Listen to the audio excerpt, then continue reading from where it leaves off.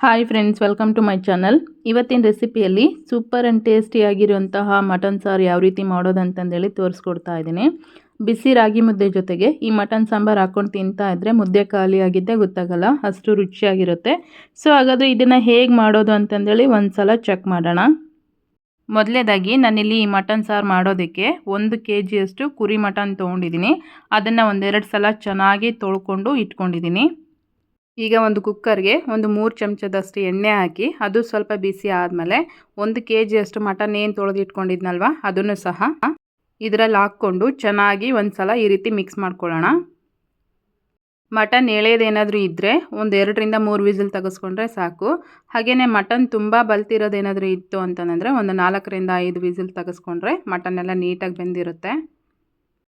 ಇವಾಗ ಇದಕ್ಕೇ ಒಂದು 1/4 ಚಮಚದಷ್ಟು ಅರಿಶಿನ ಪುಡಿ ಹಾಗೆಯೇ ರುಚಿಗೆ ತಕ್ಕಷ್ಟು ಉಪ್ಪು ಹಾಕಿಬಿಟ್ಟು ಮತ್ತೆ ಇನ್ನೊಂದು ಸಲ ಚೆನ್ನಾಗಿ ಮಿಕ್ಸ್ ಮಾಡಿಕೊಂಡು ಇವಾಗ ಇದಕ್ಕೇ 1 ಚಮಚ ಬ್ಯಾಡಗಿ ಚಿಲ್ಲಿ ಪೌಡರ್ ಹಾಗೆಯೇ 2 ಚಮಚ ಧನಿಯಾ ಪೌಡರನ್ನು ಹಾಕ್ಕೊಂಡಿದ್ದೀನಿ. ನಾವಿಲ್ಲಿ ಈ ಮಟನ್ ಸಾಂಬಾರು ಮಾಡಬೇಕಾದ್ರೆ ಖಾರ ಎಷ್ಟು ಹಾಕಿರ್ತೀವೋ ಅಂದರೆ 1 ಚಮಚ ಖಾರದ ಪುಡಿ ಹಾಕಿದ್ನಲ್ವ ಅದಕ್ಕೆ ಡಬಲ್ ಆಗಿ ಅಂದರೆ 2 ಚಮಚದಷ್ಟು ನಾವು ಧನಿಯಾ ಪುಡಿಯನ್ನು ಹಾಕ್ಕೋಬೇಕಾಗತ್ತೆ. ಹಂಗಾದರೆ ರುಚಿ ಬಂದುಬಿಟ್ಟು ತುಂಬಾ ಚೆನ್ನಾಗಾಗುತ್ತೆ. ಮತ್ತೆ ಒಂದು ಸಲ ಇದನ್ನು ಚೆನ್ನಾಗಿ ಮಿಕ್ಸ್ ಮಾಡಿಕೊಂಡು ಇವಾಗ ಇದಕ್ಕೇ ಒಂದು ಅರ್ಧ ಗ್ಲಾಸ್ನಷ್ಟು ನೀರನ್ನು ಹಾಕ್ಕೊಂಡು ಒಂದು ಸಲ ಇದನ್ನು ಈ ರೀತಿಯಾಗಿ ಮಿಕ್ಸ್ ಮಾಡಿಕೊಂಡು ಮುಚ್ಚಿ ಒಂದು 3 ವಿಸಿಲ್ ಆಗೋದಕ್ಕೆ ಬಿಡ್ತಾ ಇದ್ದೀನಿ. ಮಟನ್ನ ಈ ರೀತಿ ಕುಕ್ಕರಲ್ಲಿ ಹಾಕಿ ಬೇಯಿಸ್ಕೋಬೇಕಾದ್ರೆ ನೀರು ಹಾಕಲಿಲ್ಲ ಅಂದರೂ ಮಟನ್ ಬೇಯುತ್ತೆ. ಯಾಕೆ ಅಂತಂದರೆ ಮಟನ್ನಲ್ಲಿ ಈಗ ಆಲ್ರೆಡಿ ನೀರಿನಂಶ ಇರುತ್ತಲ್ವ ಅದು ಬಿಟ್ಕೊಂಡಿರುತ್ತೆ. ಸೊ ನೋಡಿ ಈ ರೀತಿ ಬೆಂದಿದೆ, ಮಟನ್ ಎಲ್ಲ ಕಂಪ್ಲೀಟಾಗಿ ಚೆನ್ನಾಗಿ ಬೆಂದಿದೆ. ಇವಾಗ ಇದನ್ನು ಕುಕ್ಕರಿಂದ ಪಾತ್ರೆಗೆ ಶಿಫ್ಟ್ ಮಾಡಿಕೊಂಡು ಅದು ಈ ರೀತಿ ಕುದೀತಾ ಇರಬೇಕಾದ್ರೆ ಶುಂಠಿ ಮತ್ತು ಬೆಳ್ಳುಳ್ಳಿ ಪೇಸ್ಟನ್ನು ಸಪ್ರೇಟಾಗಿ ರುಬ್ಬಿ ಇಟ್ಕೊಂಡಿದ್ದೆ. ಅದನ್ನು ಇದರಲ್ಲಿ ಹಾಕಿ ಒಂದು ಸಲ ಇದನ್ನು ಚೆನ್ನಾಗಿ ಮಿಕ್ಸ್ ಮಾಡಿಕೊಂಡು ಹಾಗೆಯೇ ಕೊತ್ತಂಬರಿ ಮತ್ತು 1-2 ಈರುಳ್ಳಿನ ಈ ರೀತಿ ಸಪ್ರೇಟಾಗಿ ರುಬ್ಬಿ ಹಾಕ್ತಾಯಿದ್ದೀನಿ.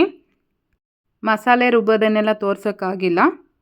ಮಸಾಲೆಗಳನ್ನ ನಾವು ಈ ರೀತಿ ಸಪ್ರೇಟಾಗಿ ರುಬ್ಬಿ ಮಾಡೋದ್ರಿಂದ ಮಟನ್ ಸಾರು ತುಂಬಾ ರುಚಿಯಾಗುತ್ತೆ.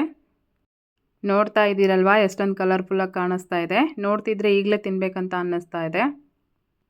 ಈ ಥರ ಇದನ್ನು ಒಂದು ಸಲ ಚೆನ್ನಾಗಿ ಮಿಕ್ಸ್ ಮಾಡ್ಕೊಂಡ್ಮೇಲೆ ಇವಾಗ ಇದಕ್ಕೇ 1 ಚಮಚದಷ್ಟು ನಾನು ಗುಂಟೂರು ಚಿಲ್ಲಿ ಪೌಡರನ್ನು ಹಾಕಿದ್ದೀನಿ. ಆಗಲೇ ನಾನು 1 ಚಮಚ ಬ್ಯಾಡಗಿ ಚಿಲ್ಲಿ ಪೌಡರನ್ನು ಸಹ ಹಾಕ್ಕೊಂಡಿದ್ದೆ. ಅದು ಬಂದುಬಿಟ್ಟು ಅಷ್ಟೊಂದು ಖಾರ ಅನಿಸಲ್ಲ. ಈಗ ಕೊನೆಯದಾಗಿ ಸ್ವಲ್ಪ ತೆಂಗಿನಕಾಯಿ ಹಾಗೆಯೇ 1-2 ಪೀಸ್ನಷ್ಟು ಚಕ್ಕೆ, ಒಂದು 6 ಲವಂಗ, ಒಂದು 10 ಮೆಣಸು, ಒಂದು 4ರಿಂದ 5 ಏಲಕ್ಕಿ, 1 ಚಮಚದಷ್ಟು ಗಸಗಸೆನ ಈ ರೀತಿ ಸಪ್ರೇಟಾಗಿ ರುಬ್ಬಿಟ್ಕೊಂಡಿದ್ದೆ. ಅದನ್ನು ಸಹ ಇದರಲ್ಲಿ ಹಾಕಿಬಿಟ್ಟು ಒಂದು 3 ಲೋಟದಷ್ಟು ನೀರನ್ನು ಹಾಕ್ತಾಯಿದ್ದೀನಿ. ನಿಮಗಿಲ್ಲಿ ಸಾರು ಎಷ್ಟು ಬೇಕೋ ಅಷ್ಟನ್ನು ರೆಡಿ ಮಾಡ್ಕೋಬೋದು. ಆದರೆ ಮಟನ್ ಸಾರು ತುಂಬ ಗಟ್ಟಿಯಾದರೆ ಅಷ್ಟು ಚೆನ್ನಾಗಾಗಲ್ಲ, ಹಾಗೆಯೇ ತುಂಬ ತೆಳುವಾದ್ರೂ ಸಹ ಚೆನ್ನಾಗಾಗಲ್ಲ. ಮೀಡಿಯಮಾಗಿ ಮಾಡಿಕೊಂಡ್ರೆ ಚೆನ್ನಾಗಾಗತ್ತೆ. ಇವಾಗ ಇದಕ್ಕೆ ಸ್ವಲ್ಪ ಉಪ್ಪು ಹಾಕ್ಬಿಟ್ಟು ಒಂದು 15 ನಿಮಿಷ ನಾನು ಇದನ್ನು ಬೇಯೋದಕ್ಕೆ ಬಿಡ್ತಾಯಿದ್ದೀನಿ. ಮಟನ್ನ ನಾವೀಗ ಆಲ್ರೆಡಿ ಕುಕ್ಕರಲ್ಲಿ ಬೇಯಿಸ್ಕೊಂಡಿರ್ತೀವಲ್ವ, ಸೊ ಪಾತ್ರೆಯಲ್ಲಿ ಈ ರೀತಿ ಹಾಕಿದ ಮೇಲೆ ಇದನ್ನು ತುಂಬ ಹೊತ್ತು ಬೇಯಿಸೋ ಅವಶ್ಯಕತೆ ಇರೋದಿಲ್ಲ. ಒಂದು 15ರಿಂದ 20 ನಿಮಿಷ ಬೇಯಿಸ್ಕೊಂಡ್ರೆ ಸಾಕಾಗುತ್ತೆ. ಮಟನ್ ಸಾರೆಲ್ಲ ರೆಡಿ ಆಗುತ್ತೆ. ನೋಡ್ತಾ ಇದ್ದೀರಲ್ವ ಮಟನ್ ಸಾರು ಈ ರೀತಿಯಾಗಿ ರೆಡಿ ಆಗಿದೆ. ಕೆಲವೊಬ್ಬರಿಗೆ ಮಟನ್ನಲ್ಲಿ ಫ್ಯಾಟ್ನಂಶ ಇದ್ದರೆ ಅಷ್ಟು ಲೈಕ್ ಆಗಲ್ಲ. ಆದರೆ ಸ್ವಲ್ಪನಾದರೂ ಫ್ಯಾಟ್ ಇದ್ದರೆ ಈ ಮಟನ್ ಸಾರು ಗ್ರೇವಿ ಇರುತ್ತಲ್ವ ಅದು ತುಂಬಾ ರುಚಿಯಾಗುತ್ತೆ ತಿನ್ನಬೇಕಾದ್ರೆ. ಈ ಮಟನ್ ಸಾರು ರಾಗಿ ಮುದ್ದೆ, ಚಪಾತಿ, ರೈಸ್ ಯಾವುದ್ರ ಜೊತೆ ಬೇಕಾದರೂ ತಿನ್ಬೋದು. ಒಳ್ಳೆ ಕಾಂಬಿನೇಷನ್ ಆಗುತ್ತೆ. ಸೊ ನೋಡಿದ್ರಲ್ವ ಇವತ್ತಿನ ರೆಸಿಪಿ ನಿಮಗೆಲ್ಲ ಇಷ್ಟ ಆಗಿದೆ ಅನ್ಕೋತೀನಿ. ಇಷ್ಟ ಆಗಿದ್ದರೆ ಒಂದು ಲೈಕ್ ಮಾಡಿ, ಕಮೆಂಟ್ ಮಾಡಿ, ಶೇರ್ ಮಾಡೋದನ್ನು ಸಹ ಮರಿಬೇಡಿ. ಯಾರೆಲ್ಲ ಇನ್ನೂ ನಮ್ಮ ಚಾನಲನ್ನು ಸಬ್ಸ್ಕ್ರೈಬ್ ಮಾಡಿಲ್ಲ ಪ್ಲೀಸ್ ಈಗಲೇ ಸಬ್ಸ್ಕ್ರೈಬ್ ಮಾಡ್ಕೊಳ್ಳಿ.